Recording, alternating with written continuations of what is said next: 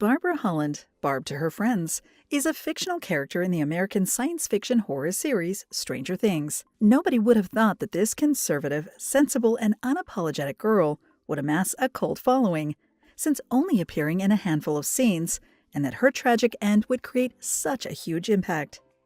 Fans were upset and outraged that her disappearance was forgotten by the residents of the town, as the focus was on finding the missing boy, Will Byers, and on the mysterious girl named Eleven who escaped from a secret laboratory. Fans went on social media to demand justice for Barb. Stranger Things was created by Ross and Matt Duffer, the Duffer brothers, who took inspiration from Stephen King's It and Steven Spielberg's E.T. the Extraterrestrial and The Goonies, as they paid homage to the 1980s. Their script was rejected by more than a dozen cable networks, but the vice president of 21 Laps Entertainment bought the rights in 2015 and gave them full authorship. In 2016, Netflix, known for its original programming, picked up the series and released it worldwide. Its fourth season aired in 2022, and it's now been announced that the fifth season will be the final chapter of the TV series. Netflix didn't initially reveal viewership ratings, but they later posted charts of their most streamed shows, ranked according to the number of hours that their subscribers watched them. In the first 28 days of its release, Season 2 of Stranger Things logged more than 420 million viewing hours, while Season 3 and 4 made it to the top 10 all-time most-watched titles at over 580 million hours and more than 1.3 billion hours, respectively. Set in the early 80s in the small fictional town of Hawkins, Indiana, the series is centered on the mysterious disappearance of 12-year-old Will Byers, played by Noah Schnapp, on his way home one night after a game of Dungeons & Dragons with his friends. The fearless Mike, played by Finn Wolfhard, skeptic Lucas, played by Caleb McLaughlin, and silly Dustin by Gaten Matarazzo. His mom Joyce in the form of Winona Ryder, and older brother Jonathan, played by Charlie Heaton, along with the Hawkins Police Department Chief Jim Hopper, played by David Harbour, were committed to finding him despite the setbacks they encountered. The three boys went in search of their missing friend as well, and in the process they encountered Eleven, or Elle, who possessed psychokinetic and telepathic abilities. The young girl with a shaved head had escaped from the Hawkins National Laboratory, which performed experiments on humans, and had inadvertently opened a portal to another dimension called the Upside Down.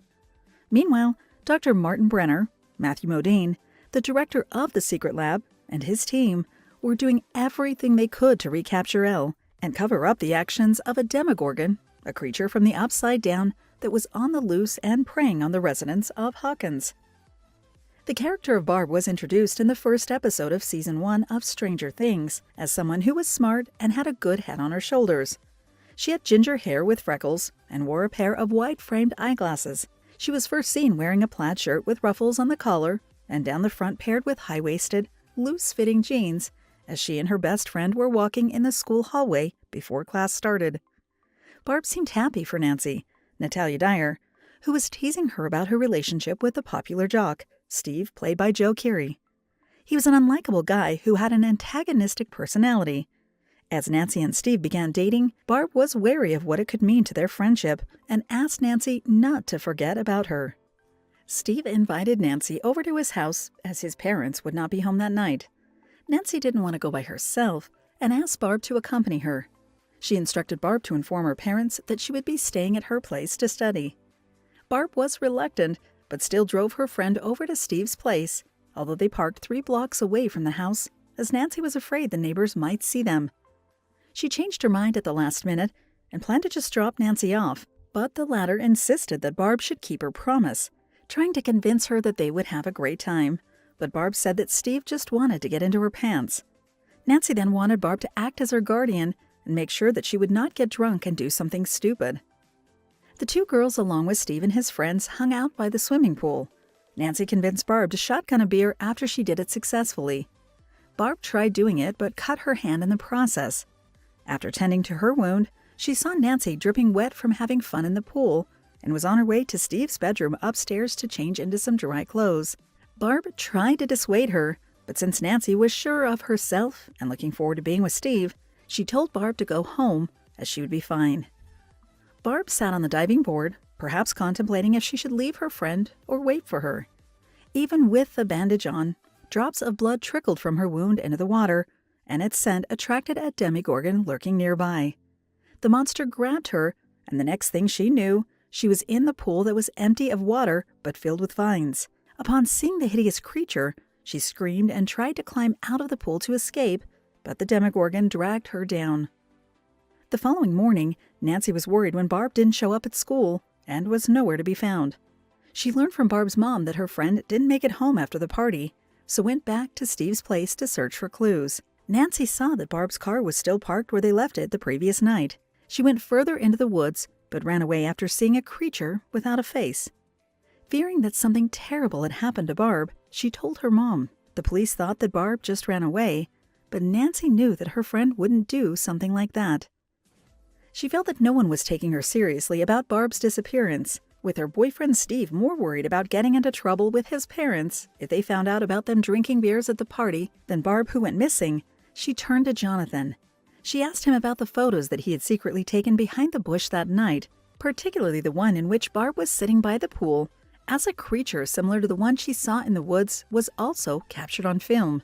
Jonathan said that he saw Barb 1 second and then gone the next. The two teamed up as it seemed that his brother, Will, and Barb's disappearance were connected. Apparently, his mom once saw the same creature come out of their living room wall. The two searched the woods near Steve's place and inadvertently found a gate to the Upside Down, but luckily evaded being captured by the Demogorgon. They made plans to kill the monster and find Barb and Will. With the use of a makeshift sensory deprivation tank that enhanced Eleven's telepathic abilities and enabled her to enter a deep psychic state, she searched for the missing residents in the upside-down version of Hawkins. She discovered that Will was still alive, but weak and hiding from the monster, while Barb was dead. Barb's parents didn't know what became of their daughter and still believed her to be missing. They hired Murray Bauman, a freelancer who used to be an investigative journalist for the Chicago Sun-Times, to find Barb, but had to sell their house to pay for his services. They were disappointed and annoyed that the Hawkins Police Department weren't doing their job, so their only recourse was to employ a real detective on the case. Nancy felt guilty that Barb's parents would spend the rest of their lives looking for their daughter because she couldn't tell them what really happened. Government agents swore everyone involved to secrecy. However, Nancy decided to come clean to Barb's parents and asked Jonathan to come with her. But before they could do that, the agents picked them up.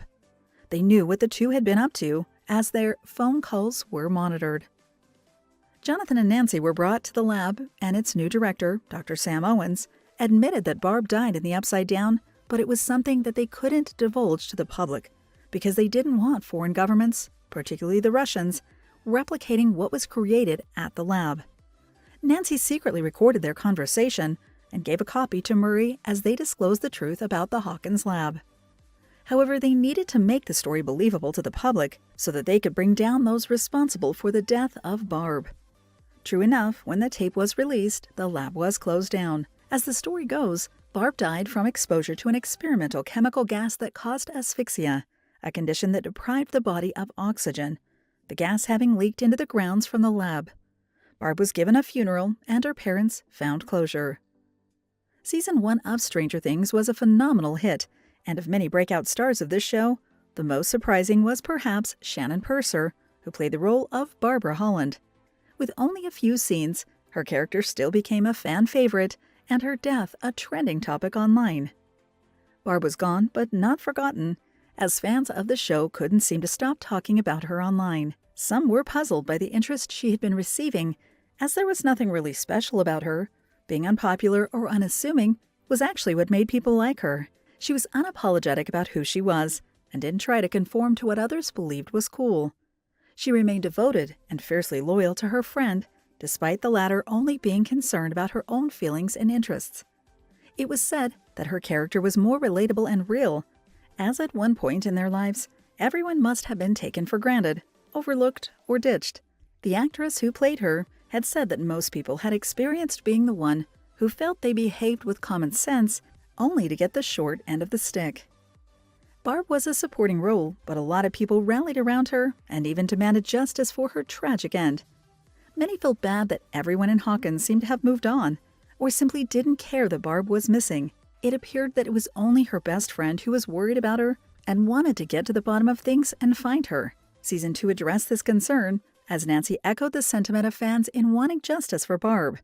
She did all she could so Barb's parents could bury their daughter, and were given a plausible explanation for her death. None was more surprised by the impact of Barb on the viewers than the Duffer brothers, the creators and showrunners of the series. Matt Duffer said, "People get very frustrated, understandably, that the town doesn't seem to be really dealing with Barb. That stuff is all happening, we're just not spending any screen time on it." They tried to explain that the story arc of Barb happened to be that way simply because Season 1 revolved around the disappearance of Will, and not her. Given the outpouring of love for her character, they couldn't say outright that Barb was just one of those who had a connection to one of the protagonists and had to die. Perhaps to appease fans, they gave more attention to her story in Season 2, even if she was dead and had no chance of resurrection. Stranger Things might have been Shannon Purser's acting debut, but it earned her an Emmy nomination in 2017 for Outstanding Guest Actress in a Drama Series. Barb was only a minor character, but was given her own synchronized swimming number during the opening of the Golden Globe Awards. Shannon mostly based Barb on herself and her personal experiences, and wearing a costume from the 80s helped get her into the right mindset.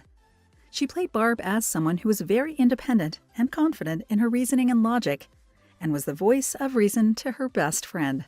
Her character wasn't supposed to be a big deal, just a throwaway character, and all that Shannon was hoping for that some people would notice her. She could never have imagined the level of attention that Barb received after the series' release.